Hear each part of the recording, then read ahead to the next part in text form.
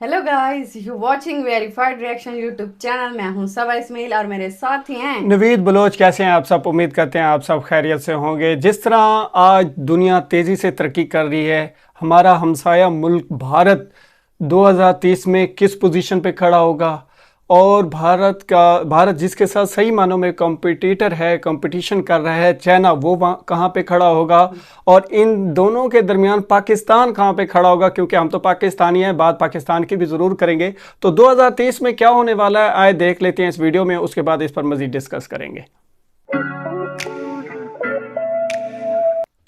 पाकिस्तान, भारत और चाइना तीनों एक दूसरे के नेबर कंट्री हैं और कई सालों से एक दूसरे को स्ट्रेटेजिक, इकोनॉमिक और डिप्लोमेटिक तरीके से हराने में लगे हुए हैं और एशिया में अपनी सुपरमेसी को बनाने में लगे हुए हैं।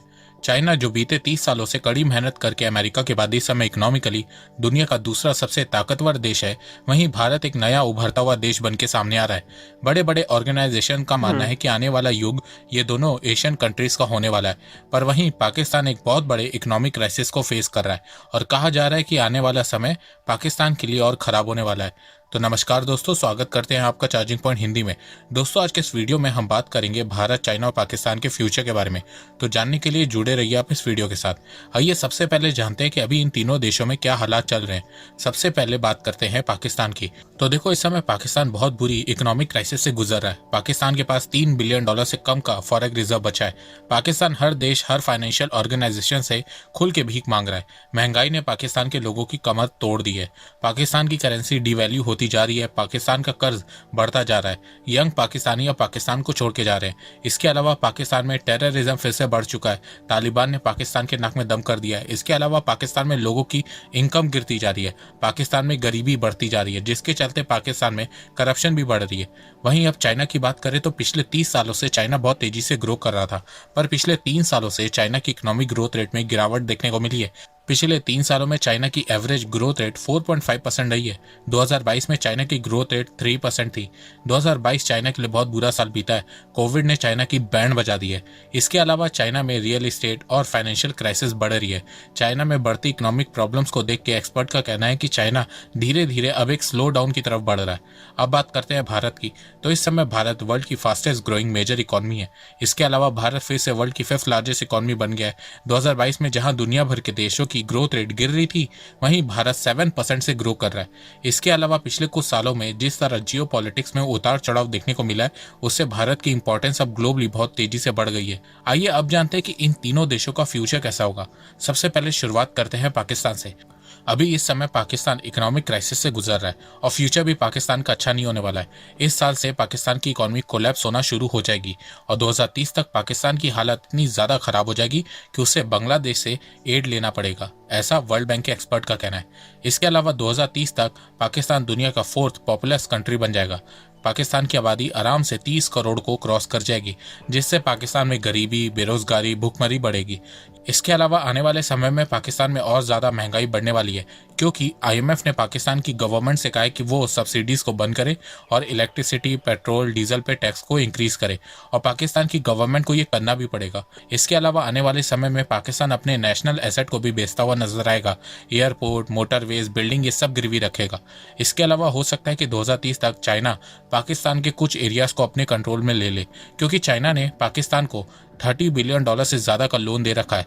देखो, चाइना की एक बहुत ही सिंपल पॉलिसी रही है, अगर उसे लोन के पैसे वापस नहीं मिलते हैं तो वो उस देश के कुछ एरियाज को अपने कंट्रोल में ले लेता है। तो आने वाले समय में चाइना पाकिस्तान के साथ भी यही करने वाला है, और उस समय अगर पाकिस्तानियों ने कुछ ऊंचा की तो चाइना वीगर मुस्लिम के साथ क्या करता है वो भी पाकिस्तानियों को समझ में आ जाएगा। देखो, इस समय एक तरफ से आईएमएफ ने और दूसरी तरफ से चाइना ने पाकिस्तान का गला पकड़ा हुआ है। पाकिस्तान को चाइना वाला हाथ दिखाई नहीं दे रहा है, पर जिस दिन चाइना ने पाकिस्तान का गला दबाना शुरू किया तो फिर पाकिस्तानियों की चीखें निकलेंगी।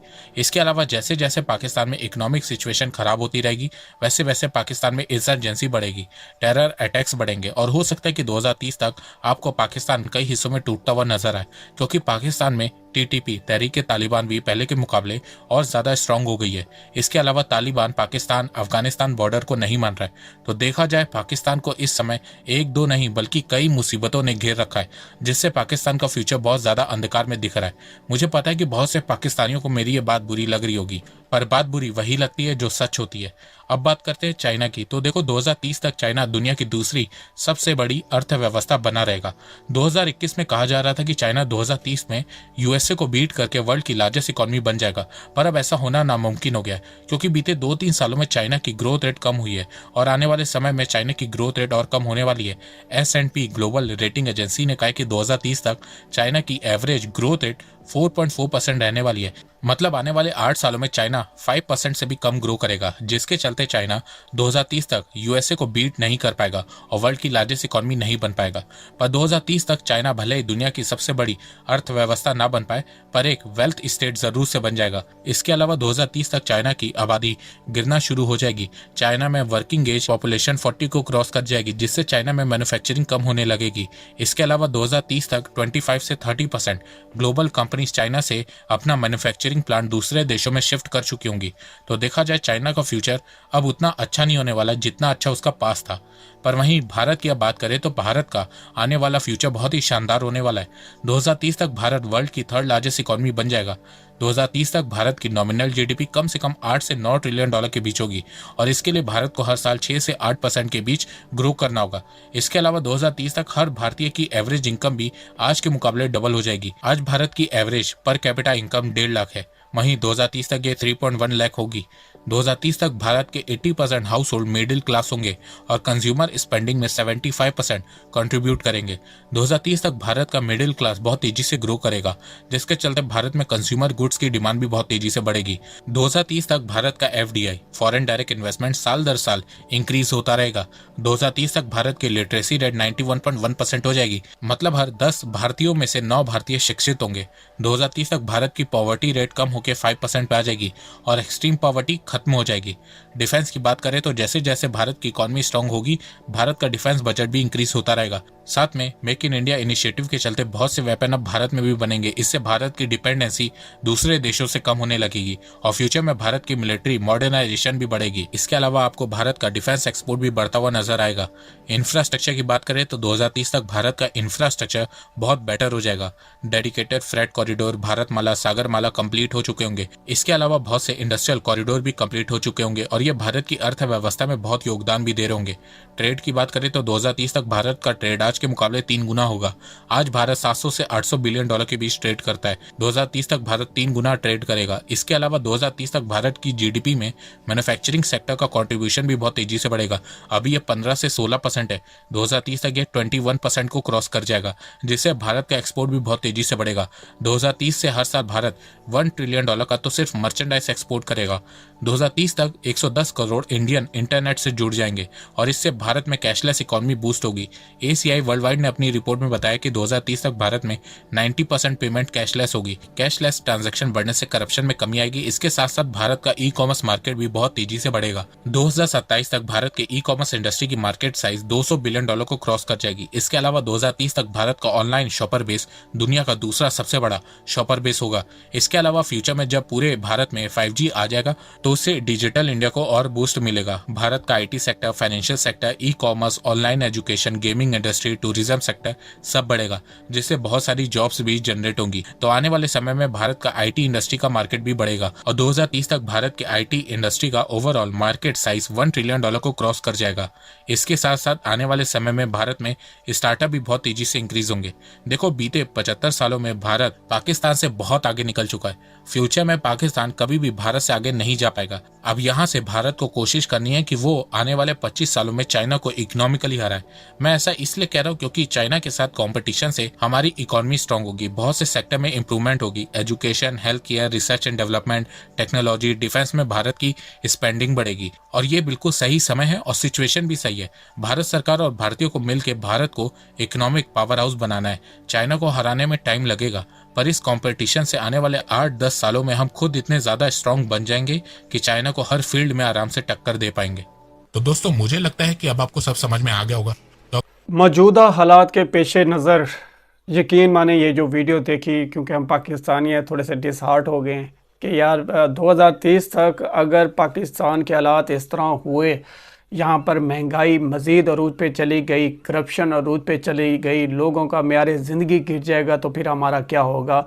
ये सवालिया निशान है, इसलिए क्योंकि हमारी गवर्नमेंट कोई अच्छा फ्यूचर प्लान भी नहीं बना पा रही और हमारे सियासतदान हमारे साथ मुखलिस थे ही नहीं कभी। देखें ना, 75 साल बीत गए, हमें लॉलीपॉप दिया जा रहा था कि हम इंडिया के मुकाबले पे खड़े हैं। आज इंडिया हमसे कोसों दूर निकल गया है, ज़मीन और आसमान का फ़र्क आ गया है। ठीक है, ये क्यों आया है? क्योंकि हमारी जो पॉलिटिक्स थी उन्होंने दीमक की तरह पाकिस्तान को चाट खाया है और ये हमारे लिए बड़ी बदकिस्मती की बात है।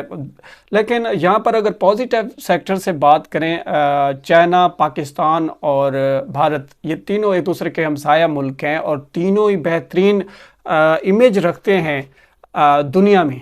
ये और बात है कि आज पाकिस्तान की जो इमेज है वो बेगर्स कांट बी चूज़र, ये क्यों हम पे टैग लग गया है? क्योंकि हमारे वज़ीर आज़म ने खुद कह दिया कि बेगर्स कांट बी चूज़र, तो मतलब भिखारियों की कोई चॉइस नहीं होती। तो अब इस बात को हम क्या डिफेंड करें? ठीक है, ये तो बात डिफेंड करने वाली रही नहीं कि भिखारियों की कोई चॉइस नहीं होती। फिर इस वीडियो में एक बात कही गई कि 2030 तक हो सकता है कि हम बांग्लादेश से इमदाद लें, वो मुल्क जो कभी हमारा हिस्सा हुआ करता था, फिर इंडिया की मदद से वो एक आज़ाद रियासत बना, मुल्क बना, हम उससे भी इमदाद लेने जाएंगे। ये है 2030 की प्रेडिक्शन। और अगर वहाँ दूसरे तरफ देखा जाए, भारत, इंडिया जो है 2030 तक दुनिया की तीसरी बड़ी इकॉनमी बन चुका होगा। आज इस वक्त दुनिया की 5वीं बड़ी इकॉनमी है। 2025 तक, यानी कि आज से ठीक 2 साल बाद, दुनिया की चौथी बड़ी इकॉनमी होगा और 2030 तक दुनिया की तीसरी बड़ी इकॉनमी होगा। यानी कि नंबर 1 पे यूएस, नंबर 2 पे चाइना और तीसरे नंबर पर इंडिया होगा। वो इंडिया जो कभी पाकिस्तान और इंडिया का एक दूसरे के साथ मुकाबला हुआ था, तो पाकिस्तान से अब कोसों दूर निकला है। उसकी एक वजह है कि वहाँ इंडिया के अंदर लीडरशिप बहुत अच्छी है। इंडियंस जो है भारत के मुल्क के हक में फ़ैसला करते हैं, ना कि एक दूसरे का घर और पेट पूजा के तरफ चक्कर देते हैं। मतलब जिस तरह पाकिस्तान में होता है कि हर बंदा जो है ना बस कहता है यार मेरा घर कामयाब हो जाए, मैं कामयाब हो जाऊँ, बाकी सब भाड़ में जाएं। भारत में ऐसा नहीं है। भारत में जो है इज्तमाई यूनिटी पे, ठीक है, हिंदू एकता पे, यूनाइटेड इंडिया पे काम हो रहा है। ठीक है, इंफ्रास्ट्रक्चर पे काम हो रहा है, इकोनॉमी पे काम हो रहा है और नरेंद्र मोदी जी बेहतरीन तरीके से रिप्रेजेंट भी कर रहे हैं। और 2024 में नज़र आ रहा है, 2024 में नज़र आ रहा है कि नरेंद्र मोदी जी फिर से प्राइम मिनिस्टर ऑफ इंडिया बनते हुए नज़र आ रहे हैं। और क्यों ना बने, देखें ना, 2030 तक जो टारगेट सेट किया है, एक बंदा बेहतरीन अंदाज से जब इंडिया को रिप्रेजेंट कर रहा है तो मेरे ख्याल में मौका उन्हें ही देना चाहिए। लेकिन पाकिस्तान के हालात देख के वही बात है कि बड़े मतलब मेरे पास तो अल्फाज ही ख़त्म हो गए कि मैं क्या डिफेंड करूं। शर्म आ रही है कि यार अब क्या करें, कुछ नहीं समझ आ रहा कि क्या होगा पाकिस्तान के साथ। तो बड़े मतलब दुख की बात भी है, लेकिन ये दुख इसलिए है कि कोई पाकिस्तानी कौम ने कभी इज्तिमाई फ़ैसला किया ही नहीं कि पाकिस्तान को कामयाब कराना है। जबकि दूसरी तरफ हिंदुस्तानियों ने, भारतीयों ने हमेशा एक ही फ़ैसला किया है कि हमने पूरे हिंदुस्तान को, भारत को कामयाब कराना है, क्योंकि पूरे भारत की कामयाबी में हर एक हिंदुस्तानी की कामयाबी है। यही बात अब हम पाकिस्तानियों को भी समझनी चाहिए। और दूसरी तरफ जो बात की गई चाइना की, मैं यहाँ पे बात ज़रूर करूँगा क्योंकि चाइना का भी इस वीडियो में जिक्र था। चाइना के साथ जो ताल्लुकात थे यूएस के, वो बिगड़ चुके हैं। ठीक है, यही वजह है कि चाइना की जो इकोनॉमी इतनी फास्ट ग्रो कर रही थी, अब उसे थोड़ा सा यूँ समझे पहुँच आ गया है, वहाँ पे रुक गई है, थम गई है। उसकी सबसे बड़ी वजह भारत है, इंडिया है सबसे बड़ी वजह, क्योंकि इंडिया के अब यूएस के साथ बहुत अच्छे ताल्लुकात हैं। जितनी भी चाइना मार्केट है वो इंडियन मार्केट में शिफ्ट हो रही है। ठीक है, और ये 100% सच है। अगर आप इस बात पे एग्री करते हैं तो वीडियो को लाइक कर दें। और इसी बात पे अब 2030 में नज़र आ रहा है कि इंडिया डिफेंस वेपन में ख़ुद कफ़ील होगा, दुनिया को फ़रोख्त करेगा, दीगर ज़रूरियात ज़िंदगी बनाकर दुनिया को फ़रोख्त करेगा। आर्टिफिशियल इंटेलिजेंस में, आईटी सेक्टर्स में, हर एक सेक्टर में जो है मैन्युफैक्चरिंग होगी, गाड़ियाँ होंगी। टेस्ला आने वाली है, टेस्ला भी यहाँ पर होगी, जिस तरह एप्पल आ चुका है। हर फील्ड, हर एक जो इंटरनेशनल लेवल की बड़े बड़े बिजनेस कंपनीज़ हैं वो इंडिया में आ रही हैं आहिस्ता आहिस्ता। और यही वजह है कि 2030 तक इंडिया दुनिया की तीसरी बड़ी इकॉनमी होगा। और हम दुआ गो हैं कि अल्लाह ताला पाकिस्तान के भी हालात बेहतर करे। तो इंडिया से भी मदद नहीं मांग सकते क्योंकि इंडिया तो हमें मतलब पाकिस्तान को तो अपना दुश्मन ही समझता है। और अब पाकिस्तान को सोचना चाहिए कि वक्त आ गया है कि इंडिया के साथ हाथ मिला ले तो बेहतर होगा। ये तो था आज का हमारा रिएक्ट। उम्मीद करते हैं आज का हमारा रिएक्ट आपको बहुत पसंद आया होगा। अगर कोई इख्तिलाफी राय रखते हैं तो कमेंट सेक्शन में हमें कमेंट्स करके ज़रूर बताया करें। हमें सपोर्ट करने के लिए हमारी वीडियो को लाइक करें, चैनल को सब्सक्राइब करें, हमारी वीडियोस को अपने ग्रुप्स में, दोस्तों में, कम्युनिटीज़ में ज़्यादा से ज़्यादा शेयर किया करें। मिलते हैं एक नई वीडियो के साथ, तब तक के लिए गुड गुड बाय। बाय।